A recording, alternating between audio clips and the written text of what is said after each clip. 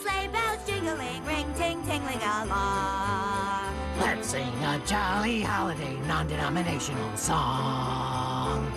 Being pulled through the snow to a wintertime feast by a PVC beast. My website traffic just increased. Best get you home to your mother or she'll call a lawyer or two. There's nothing better than spending alternate weekends with you. Mom raised me Christian. A Christian? Oh, that verbissene Shiksa. How can you ignore the sacred traditions of the Jewish people? Krusty, here's your bacon, lobster, and trafe sandwich. Hey, it was supposed to come with a side of camel. Extra cloven.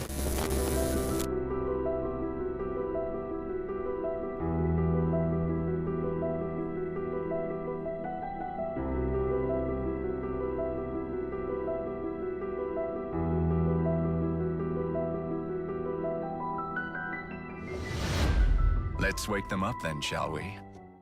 Hey YouTube, this is Run2Christ. In tonight's video, we're going to take a look at an episode of The Simpsons. It's called Christmas After Krusty. So, let's have a look. It starts off here with an advent calendar as it comes into the intro, and it goes through the number 23. The 23rd of December is an important day for pagans. It is the death of the sun. Then on the 25th of December, the sun rises again. Of course, this is all occult pagan nonsense, and they equate that to the sun god Nimrod, known by many other names such as Osiris and so on, which is nothing to do with the true living God. Okay, Jesus Christ was not born in December at all, never mind the 25th. The whole story revolves around a false conversion to Christianity by the character Krusty, and it starts off with everybody in church, and, well, I say everybody, but there's only like 10 people here, including Mike Tyson, of all people.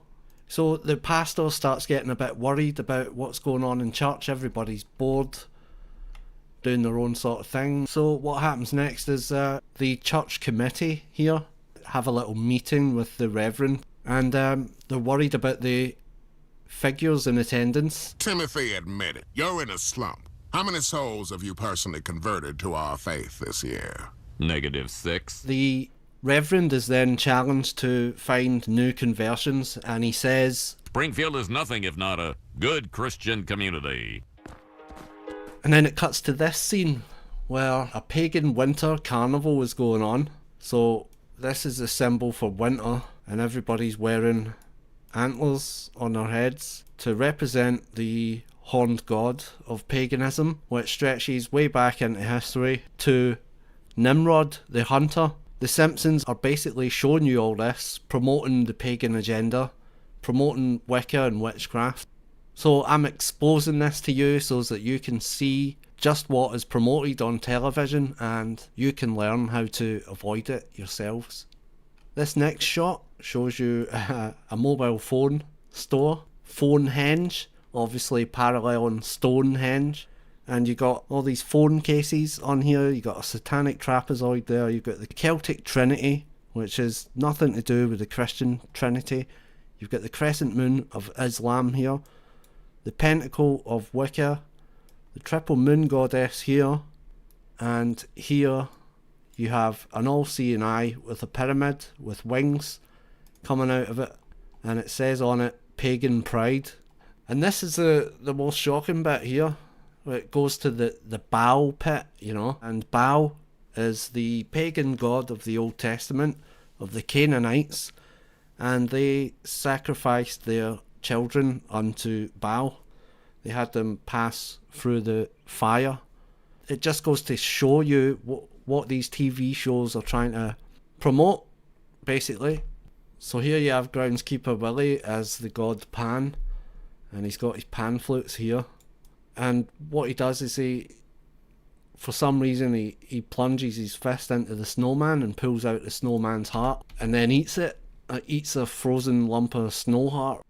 And then it goes to this bit here, damned for all eternity, temporary tattoos. It's a bit of a play on words there, and a mockery of the Bible, because people don't want to believe that they're damned for eternity. They don't want to believe that.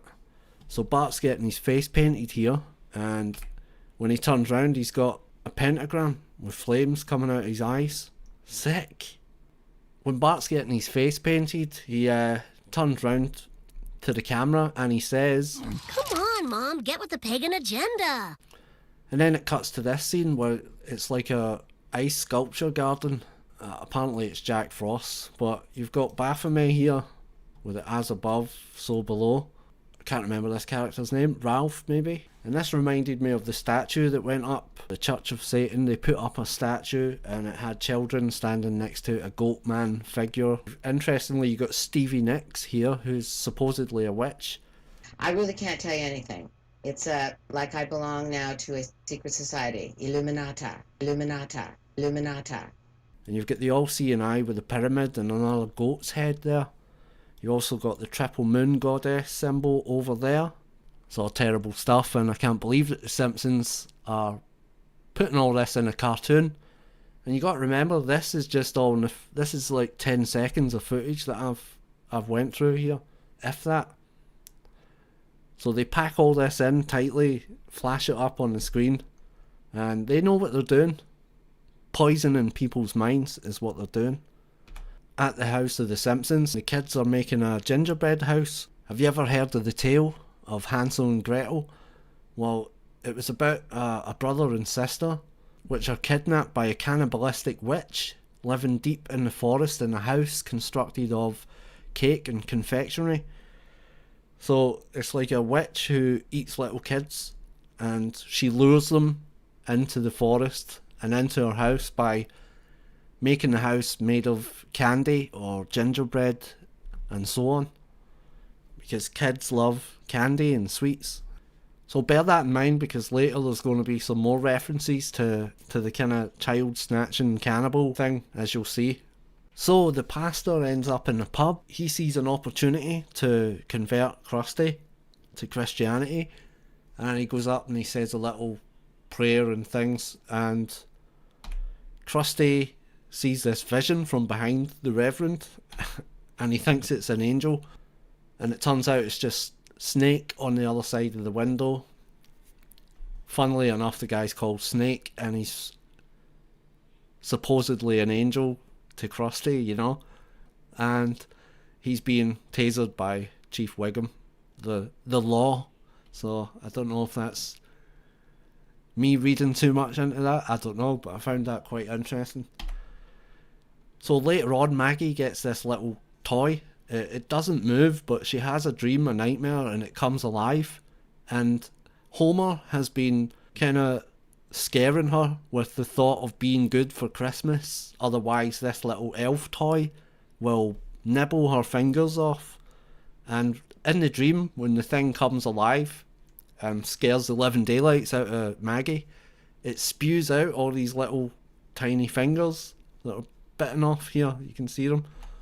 And it goes all kind of demonic, you know.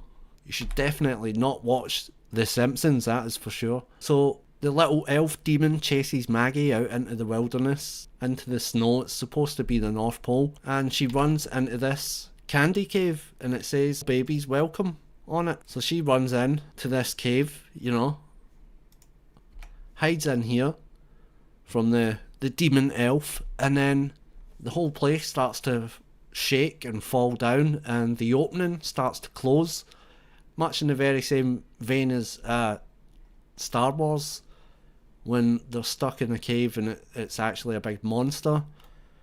But yeah, so this reminds me of Hansel and Gretel with the gingerbread house, you know, the candy cave to lure the children in, and it says "Baby's Welcome." The tunnel or the cave thing actually turns out to be the Swiss German character, Yuri, I think his name is.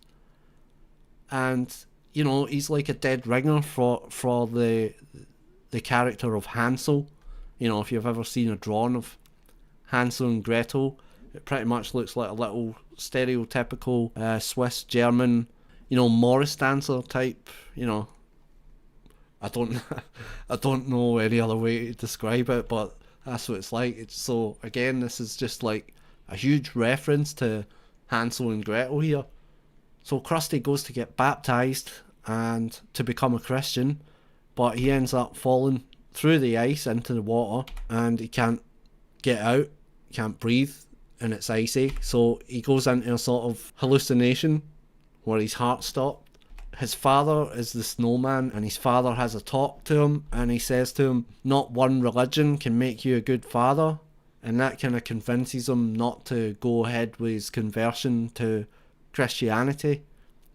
So this scene here, right at the very end before the credits come, there's allegedly 2 gods here sitting in heaven, I presume. But this takes the biscuit when it comes to making a mockery of religion. And when I say religion, I'm talking about Judeo-Christian religion. Here you have the Jewish God, apparently, because he's got the Star of Remphan on him. It might be called that, I don't know, that might be what the Bible is referring to. And this guy in white, which is perceived to me to be the Christian God, because he mentions Krusty is actually saved as a Christian now because he was baptized, because he fell into the water and was immersed, and that's what baptism is, it's immersion. But the thing is, baptism actually, it's Jewish, you know, I mean, it's Jewish tradition, and the Jewish religion is steeped in baptism. Okay, John the Baptist was a Jew. Jesus Christ was a Judean. The God of Abraham, Isaac and Jacob is the same as the Christian God. It's the same. So I don't know why they're represented here as some sort of duality, because it's just absolutely not true. So folks, what can you take away from this video? Well, I hope that you avoid The Simpsons in the future. You know, don't watch it. It's programming you with a whole bunch of stuff. It's making a mockery of religion. But when I say religion, I really just mean Christianity and Judeo-Christian faith, because there's no mention of Allah, Buddha. You know, all you get is a mockery of Christianity and a promotion of paganism, cannibalism, and the Illuminati and the New World Order. So folks, that's it for me. If you liked the video, please hit the like button, subscribe if you haven't already, and please share the video with your friends, and I'll see you on the next one. God bless you all.